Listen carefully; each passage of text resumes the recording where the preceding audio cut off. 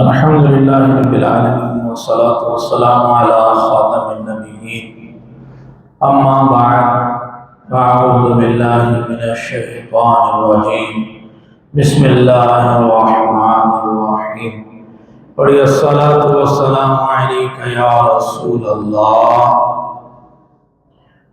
وعلى آلك وأصحابك يا حبيب الله الصلاة والسلام عليك يا نبي الله وعلى آلك وأصحابك يا نور الله نويت سنة الاعتكاف 40 ارتال قسط 2 صفحہ نمبر 4 حدیث پاک نمبر 4۔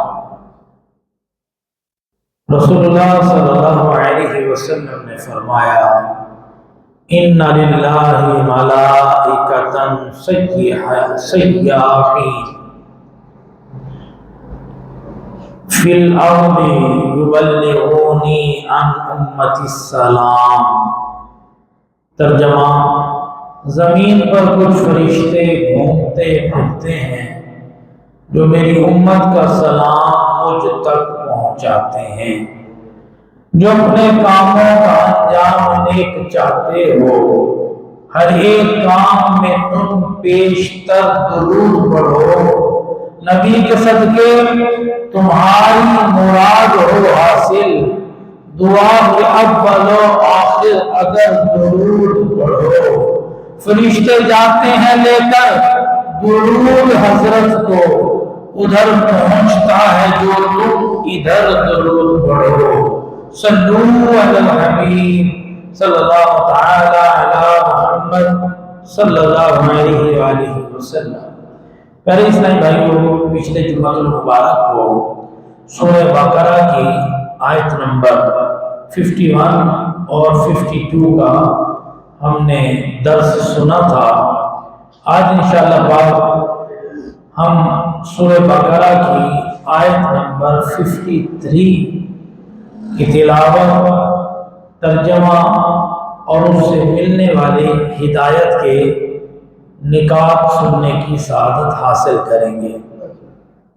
اعوذ باللہ من الشیطان الرجیم، بسم اللہ الرحمن الرحیم۔ وَإِذْ آتَيْنَا مُوسَى الْكِتَابَ وَالْفُرْقَانَ لَعَلَّكُمْ تَهْتَدُونَ۔ آسان ترجمہ قرآن کنز العرفان۔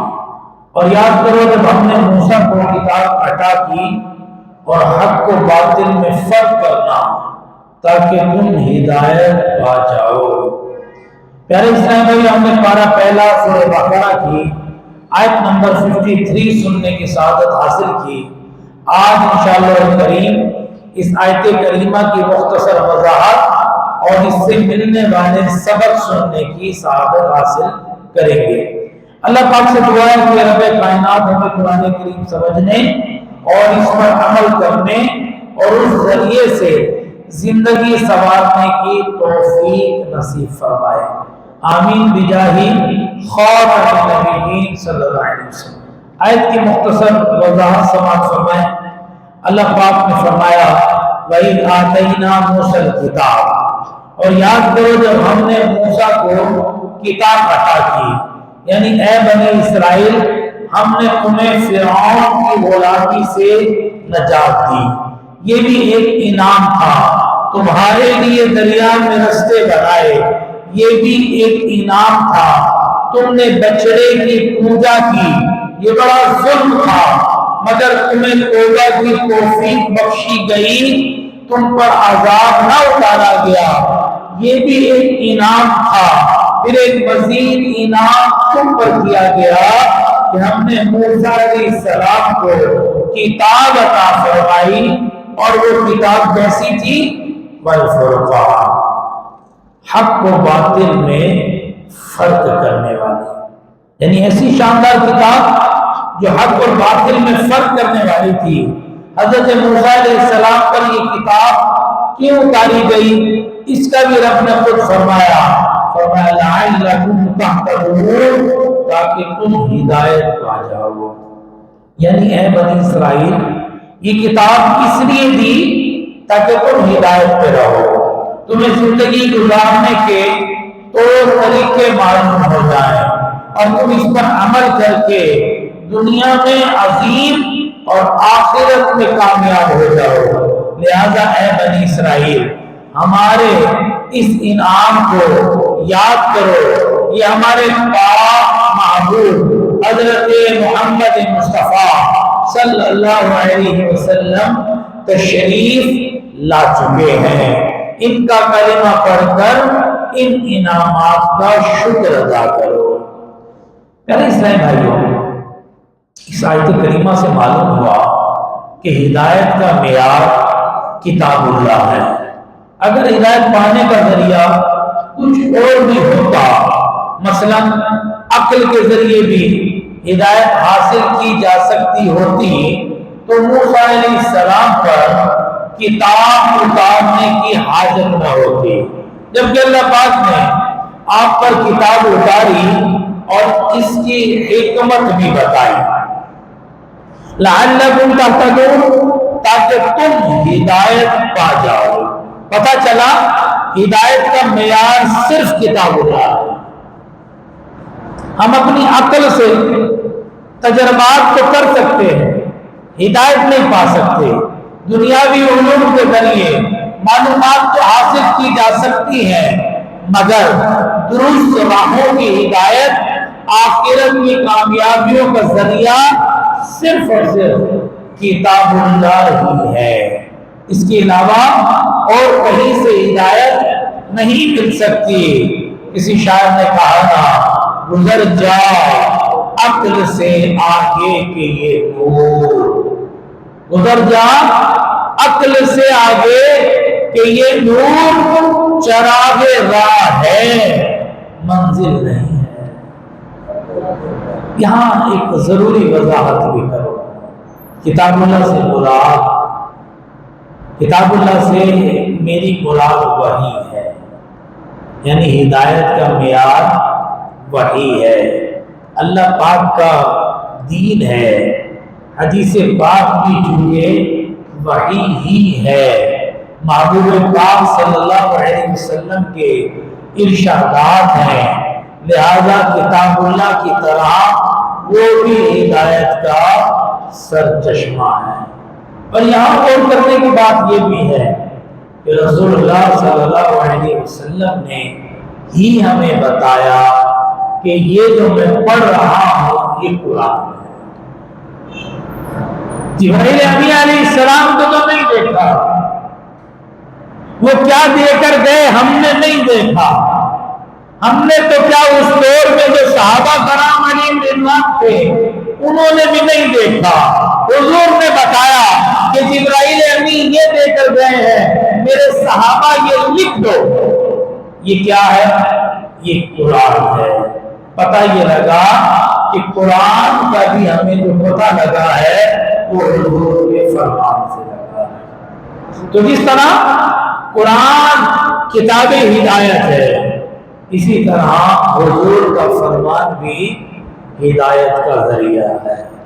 پہلے اس ٹائم میں یہ بات ہمیشہ یاد رکھنی چاہیے کہ ہماری عقل جو ہے یہ محدود ہے، ہماری عقل کی رسائی صرف اسباب تک ہوتی ہے، اسباب سے آگے کی جو باتیں ہیں اس کی ہدایت ہمیں دین ہی سے ملتی ہے۔ یہ بات میں آپ کو ایک مثال سے سمجھاتا ہوں۔ مولانا روم رحمۃ اللہ علیہ مثنوی شریف میں فرماتے ہیں، ایک بار ایک فلسفی کہیں سے گزر رہا تھا، اس کے کانوں میں تلاوت قرآن کی آواز آئی۔ کوئی شخص سورہ ملک شریف کی تلاوت کر رہا تھا۔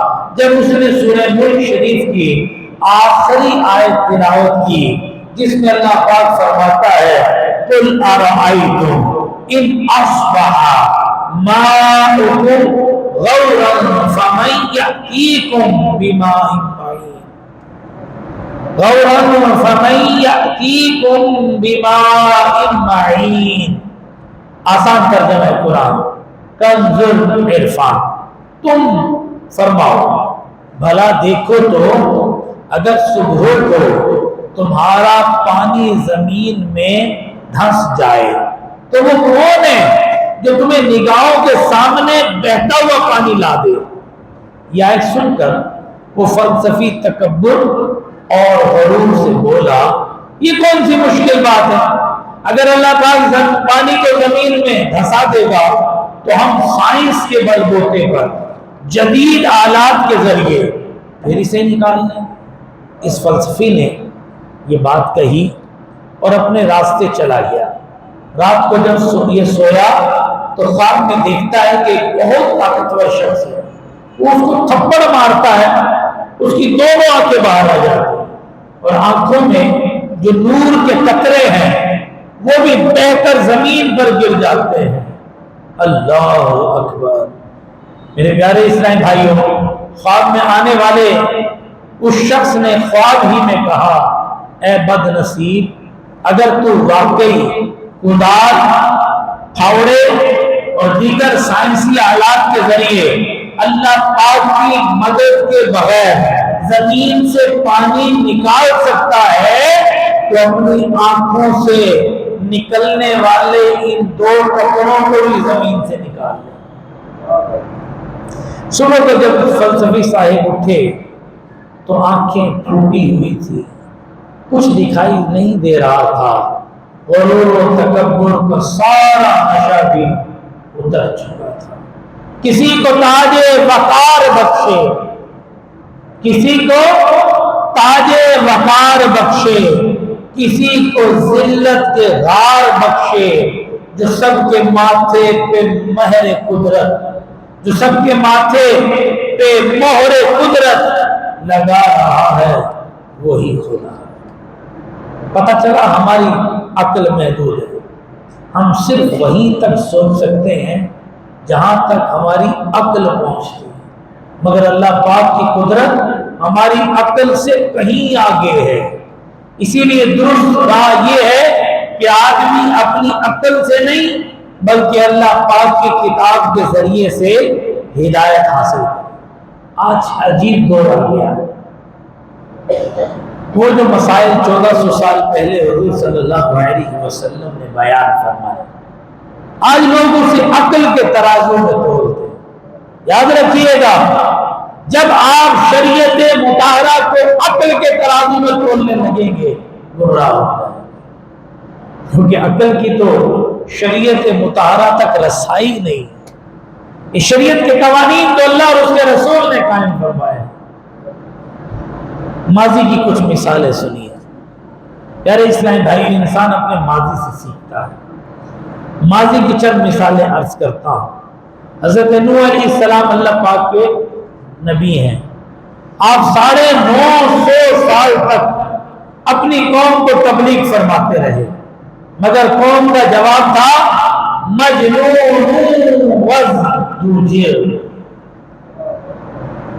یعنی یہ پاگل ہے اور نوح کو جھڑک آ گیا، یعنی وہ معاذ اللہ آپ کو مجنون کہتے تھے، یعنی وہ بدبخت دین کو پاگل پن اور اپنی عقل کو معراج ہدایت کا اعلیٰ درجہ سمجھتے تھے۔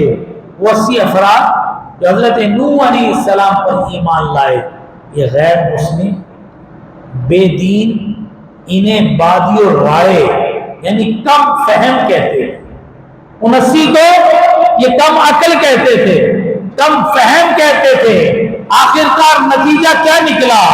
سخت طوفان آیا، زمین نے اپنے چشمے بہا دیے، آسمان سے پانی برسا، ساری زمین ڈوب گئی، بچے کون؟ صرف وہ 80 افراد جو حضرت نوح علیہ السلام پر ایمان لا چکے تھے۔ پتہ یہ لگا کہ نوح علیہ السلام کے پیچھے چلنے والے بچے۔ دیکھیں موسیٰ علیہ السلام بھی اسی راستے پر چلے، فرعون بھی اسی راستے پر چلا، حضرت موسیٰ علیہ السلام اور ان کے حوارین وہ صحیح سلامت دریا سے باہر نکل گئے، لیکن جو فرعونی تھے وہ ڈوب گئے۔ پتہ یہ لگا رستے نہیں رہبر بچاتے، رستے نہیں بچاتے، رہبر بچاتے۔ تو دنیا میں وہی ہدایت پہ رہے گا جو اللہ اور اس کے رسول کے پیچھے چلے گا، اپنی عقل کے گھوڑے نہیں دوڑائے گا۔ آج لوگ عقل کے ترازو میں معاملات کو توڑنے لگے ہیں۔ میرے پیارے اسلامی بھائی، حضرت ہود علیہ السلام آپ نے بھی اپنی قوم کو دعوت دی، لیکن قوم نے کہا بے شک ہم تمہیں بے وقوف سمجھتے ہیں۔ اس کا نتیجہ کیا نکلا؟ اللہ پاک نے ان پر آندھی اور طوفان کو بھیجا کہ جتنے عقل پرست تھے سب کے سب اس آندھی میں تباہ ہو گئے، فنا کے گھاٹ اتر گئے۔ باقی کون بچا؟ حضرت ہود علیہ السلام اور ان پر ایمان لانے والے خوش نصیب حضرات۔ پتہ چلا ہماری عقل محدود ہے، ہم سب کچھ اپنی عقل سے نہیں سیکھ سکتے، ہر بات کو اپنی عقل سے حل نہیں کر سکتے۔ ہم دین کے محتاج ہیں، کتاب اللہ کے محتاج ہیں۔ ہمیں ہدایت ملنی ہے تو صرف اور صرف اللہ پاک کی کتاب سے ملنی ہے۔ بلکہ سچی بات یہ ہے کہ دنیا بھی سنورتی ہے تو دین کی برکت سے سنورتی ہے، اور آخرت کی کامیابی بھی ملتی ہے تو دین کی برکت سے ملتی ہے۔ آپ ذرا ان لوگوں سے مل لیجئے جو مسواک کرتے ہیں، ان کے دانت زیادہ مضبوط ہوں گے ان کی بنسبت جو کچھ اور کرتے ہیں، کیونکہ وہ سنت میں عمل کر رہے ہیں۔ میرے پیارے اسلامی بھائیوں، کتاب اللہ دین اور دنیا میں کامیابی کا ذریعہ ہے۔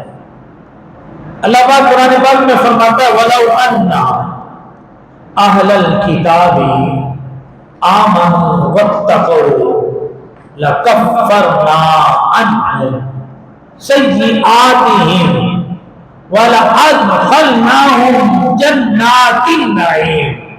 آسان ترجمہ قرآن کنز العرفان۔ اور اگر اہل کتاب ایمان لاتے اور پرہیزگاری اختیار کرتے تو ضرور ہم ان کے گناہ مٹا دیتے اور ضرور انہیں نعمتوں کے باغوں میں داخل کرتے۔ یہ اہل کتاب کے لیے آخرت میں کامیابی کی ضمانت ہے کہ اہل کتاب جن کے لیے آسمانی کتابیں اتاری گئیں، اگر یہ ایمان قبول کر لیتے، تقوی اختیار کر لیتے تو ان کی خطائیں مٹا دی جاتی اور انہیں نعمتوں والی جنت میں داخل کر دیا جاتا۔ میرے پیارے اسلامی بھائیوں، نافرمانی سے بدبختی ملتی ہے، خوشبختی نہیں ملتی، تباہی ملتی ہے، کامیابی نہیں ملتی۔ آج لوگ اللہ کی نافرمانی کرتے ہیں، رسول اللہ کی نافرمانی کرتے ہیں، یہ انسان کو تباہی کی طرف لے جاتی ہے۔ آپ نے بہت سارے لوگوں کو دیکھا ہوگا کہ جب وہ فرما برداری سے اپنے بزنس کا آغاز کرتے ہیں، ایمانداری سے، اللہ ترقی عطا فرما دیتا ہے، برکت عطا فرما دیتا ہے۔ لیکن جب دنیا کا لالچ آ جاتا ہے، اللہ اور اس کے رسول کی فرما برداری ختم ہو جاتی ہے، جب نیکیوں کے بجائے وہ دولت گناہوں میں خرچ ہونے لگتی ہے، جب بندہ اسی کے بندوں سے دھوکہ کرنے لگتا ہے، پھر الٹی گنتی شروع ہو جاتی ہے۔ اور ایسے کئی لوگ آپ نے دیکھے ہوں گے، کروڑوں روپوں میں کھیلنے والے ہاتھ پھیلانے والے بن جاتے ہیں۔ وہ کیا ہے؟ اللہ کی نافرمانی کی وجہ سے۔ حضرت جبیر بن نفیر رحمۃ اللہ علیہ فرماتے ہیں جب مسلمانوں نے قبرص کو فتح کیا، میں نے دیکھا کہ صحابی رسول حضرت ابو درداء رضی اللہ تعالیٰ عنہ تنہائی میں بیٹھے ہو رہے ہیں۔ میں آپ کی خدمت میں حاضر ہوا، عرض کیا لیجیے آج تو اللہ پاک نے مسلمانوں کو غلبہ عطا فرمایا ہے اور آج آپ رو رہے ہیں۔ حضرت ابو درداء رضی اللہ تعالیٰ عنہ نے فرمایا اے جبیر غور تو کرو، جو اللہ پاک کی نافرمانی کرتا ہے وہ اپنے رب کے حضور کتنا بے وقت ہو جاتا ہے۔ قبرص کے رہنے والے کیسے غلبے والے اور عزت والے تھے، انہوں نے اللہ پاک کے احکامات کو ٹھکرایا، اللہ پاک نے آج انہیں ذلیل کر دیا، شکست سے دو چار کر دیا۔ پتہ چلا اللہ پاک کی کتاب پر عمل چھوڑ دینا ذلت و رسوائی میں بندے کو گرفتار کرتا۔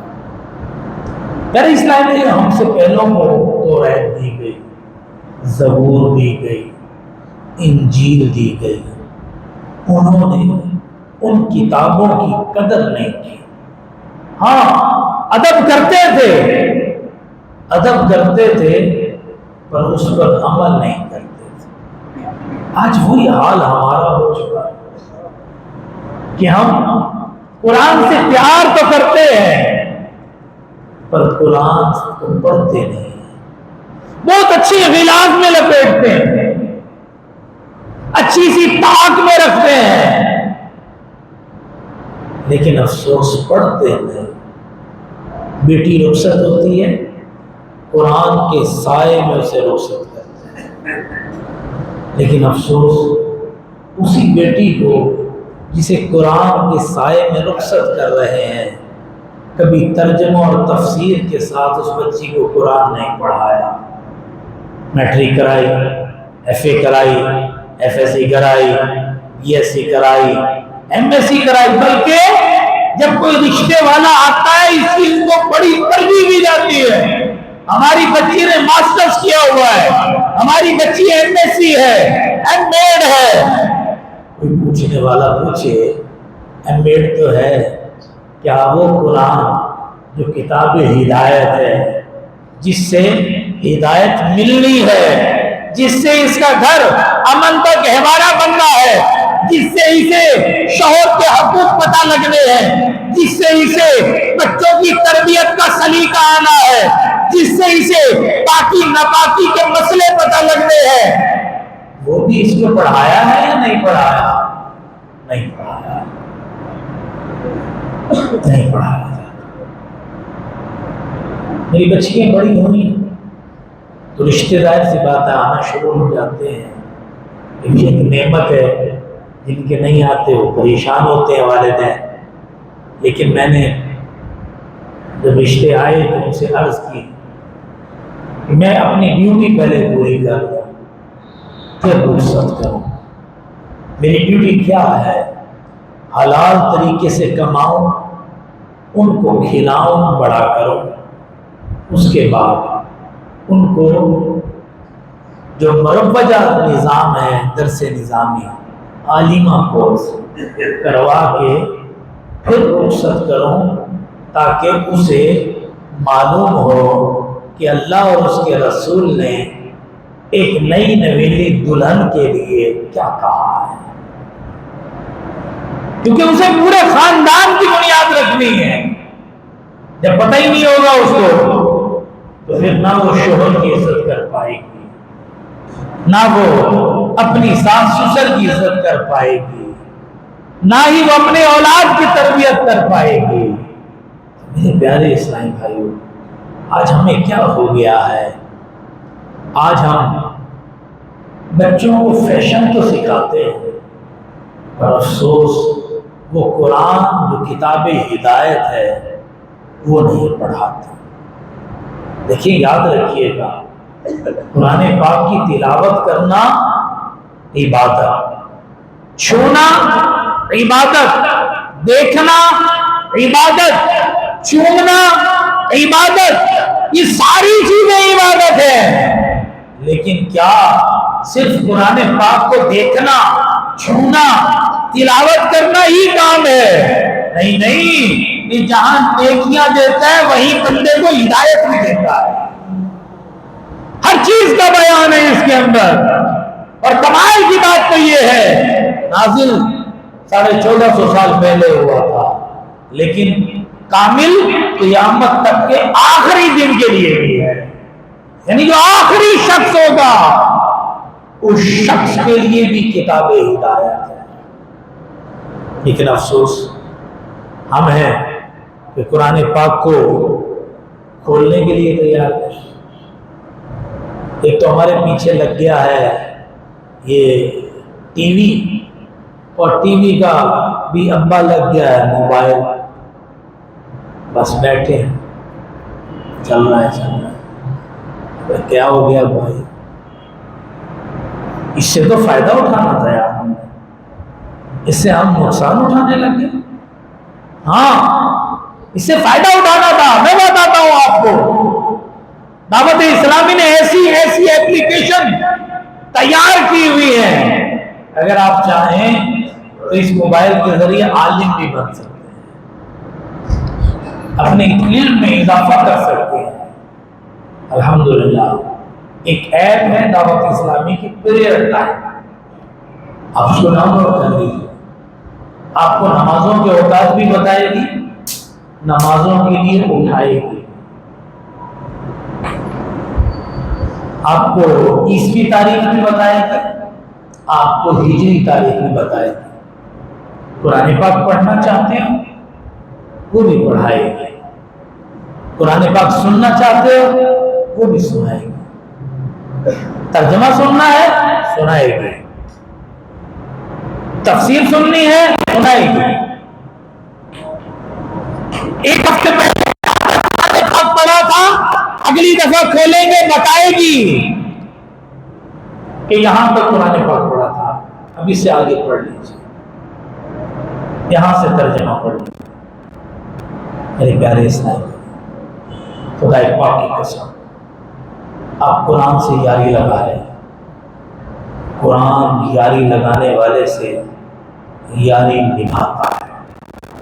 رسول اللہ صلی اللہ علیہ وسلم نے فرمایا قیامت کے روز جو شخص قرآن پاک سے دوستی رکھنے والا ہوگا، اس کی تلاوت کرنے والا ہوگا، اس پر عمل کرنے والا ہوگا، اس کو سمجھ کر پڑھنے والا ہوگا، فرمایا قیامت کے روز جب وہ شخص آئے گا قرآن اس کے لیے شفاعت کرے گا.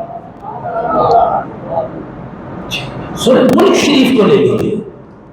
رسول اللہ صلی اللہ علیہ وسلم نے فرمایا جو شخص روزانہ رات کو سورہ ملک شریف کی تلاوت کیا کرے گا، جب وہ بندہ مر کے قبر میں جائے گا فرشتے پوچھنے آئیں گے، اگر گناہگار ہوا عذاب دینے آئے تو وہ عذاب کے فرشتوں کے درمیان اور اس مردے کے درمیان سورہ ملک شریف کی شکل میں آئے گی اور بن جائے گی،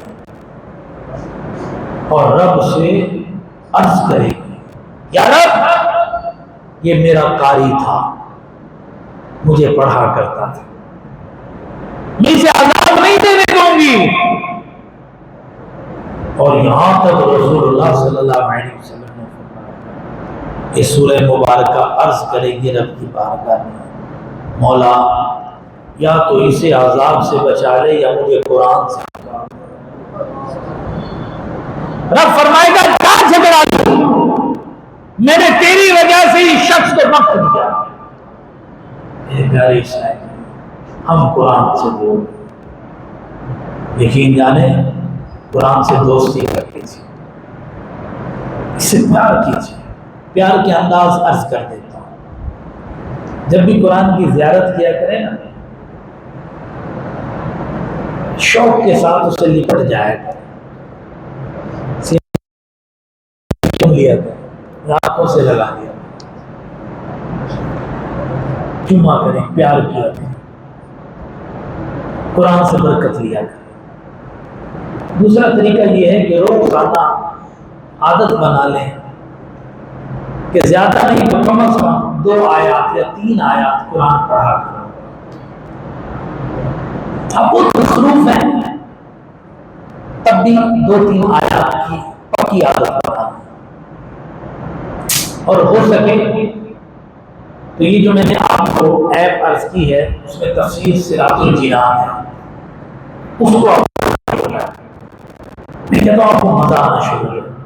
अच्छा, अगर खुदा न खास्ता आपको कुरान पाक अरबी तलफ्फुज़ में पढ़ना नहीं आता तो मैं आपसे अर्ज करूँगा पहले फुर्सत में कुरान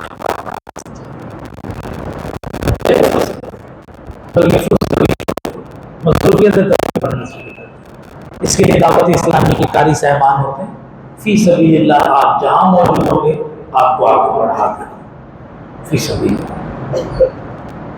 अच्छा, अगर फिर आपको अरबी नहीं आ रही तो फिर आप ऐसा करें कि उसमें जो तर्जमा है उसको पढ़ना शुरू करें।